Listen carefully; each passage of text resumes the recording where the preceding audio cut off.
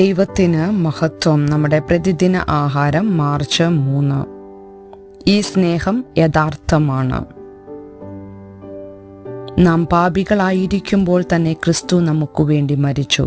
അപ്പോസ്തലനായ പൗലോസ് റോമർക്ക് എഴുതിയ ലേഖനം 5-ാം അധ്യായം 8-ാം വാക്യം.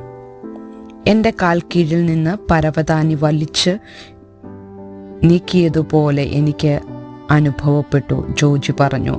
കണ്ടെത്തലിൻ്റെ ആഘാതം ഒരു അടുകൊണ്ടുപോലെ തോന്നി. അവളുടെ പ്രതിശ്രുത വരൻ മറ്റൊരാളുമായി ബന്ധത്തിലാണെന്ന് അവൾ കണ്ടെത്തി. ജോജിയുടെ മുൻബന്ധവും അങ്ങനെയാണ് തകർന്നത്.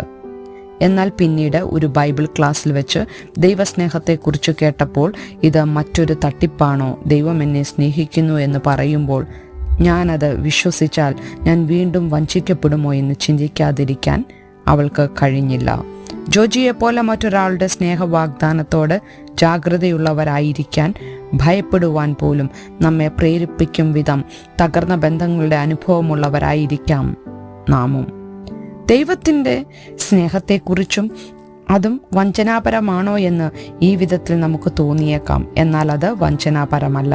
ക്രിസ്തുവോ നാം പാപികളായിരിക്കുമ്പോൾ തന്നെ നമുക്ക് വേണ്ടി മരിക്കയാൽ ദൈവം തനിക്ക് നമ്മോടുള്ള സ്നേഹത്തെ പ്രദർശിപ്പിക്കുന്നു. ക്രമേണ എനിക്ക് വേണ്ടി മരിച്ചതിലൂടെ ദൈവം തൻ്റെ സ്നേഹത്തെ തെളിയിച്ചിട്ടുണ്ട് എന്ന് ഞാൻ മനസ്സിലാക്കി. ജോജി പറയുന്നു, നമ്മുടെ പാപാവസ്ഥ നമ്മെ ദൈവത്തിൽ നിന്ന് അകറ്റിയപ്പോൾ നമുക്ക് പകരമായി മരിക്കുന്നതിനായി യേശുവിനെ നമുക്ക് നൽകിക്കൊണ്ട് ദൈവം നമ്മുടെ അടുത്തേക്ക് വന്നു എന്ന് എൻ്റെ സ്നേഹിത മനസ്സിലാക്കി. ഇക്കാരണത്താൽ നമ്മുടെ പാപം ക്ഷമിക്കപ്പെടുകയും ദൈവത്തോടൊപ്പമുള്ള നിത്യവാസത്തിനായി നോക്കിപ്പാർക്കാൻ നമുക്ക് കഴിയുകയും ചെയ്യുന്നു. ദൈവത്തിൻ്റെ സ്നേഹത്തെ യഥാർത്ഥമായി വിശ്വസിക്കാൻ കഴിയുമോ എന്ന സംശയം നമ്മിൽ ഉയരുമ്പോഴെല്ലാം ക്രൂശിൽ ക്രിസ്തു നമുക്കായി നിർവഹിച്ചതിനെ നമുക്കോർക്കാം.